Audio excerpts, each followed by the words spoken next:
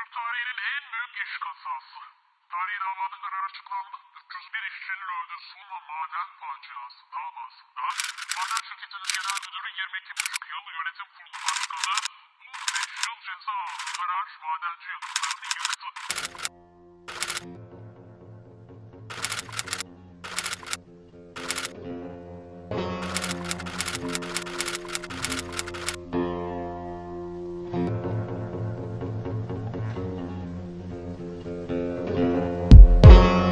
Ya, ya.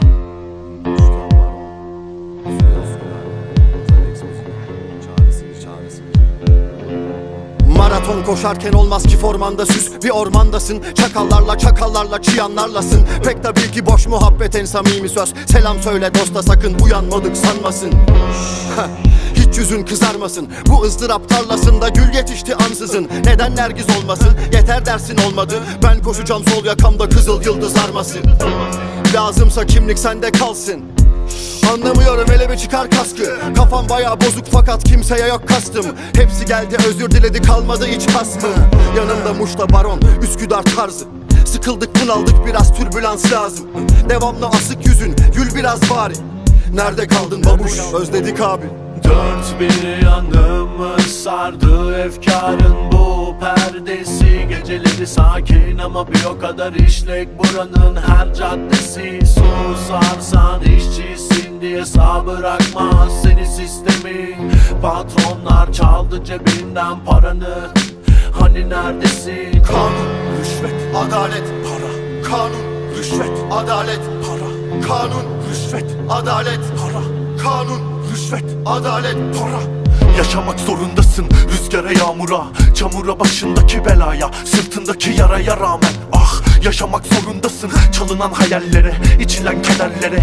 Biçilen değer nedir? Bir çare ölüm gelir, biçimsiz şekildedir Azrail, az zalim değilsin hayat. Ah, el üstünde taşınınca tabuttadır olmak hakikat. Afitap olmayacak yaşam, acılarla dolu hayat nasıl geçer hocam? Nasıl yaşar bu can?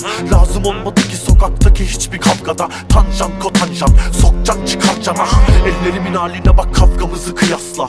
Odamda uzandığım eski püskü karyolam. Mutluluk kaçıyorken umarsızca dön nala. Nedir bu cüheyla? Hayrola? Dünya, yüksek irtifa. Boş bulunma, herkesin bir ittifakı var. Düşmedik ki daha, düşmedik ki daha. Dünya, yüksek irtifa. Boş bulunma, herkesin bir müttefiki var. Düşmedik ki daha, düşmedik ki daha.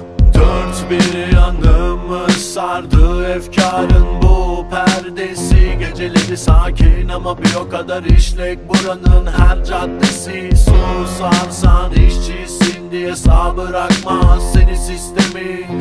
Patronlar çaldı cebinden paranı, hani neredesin? Kanun, rüşvet, adalet, para. Kanun, rüşvet, adalet, para. Kanun, rüşvet, adalet, para. Kanun, rüşvet, adalet, para.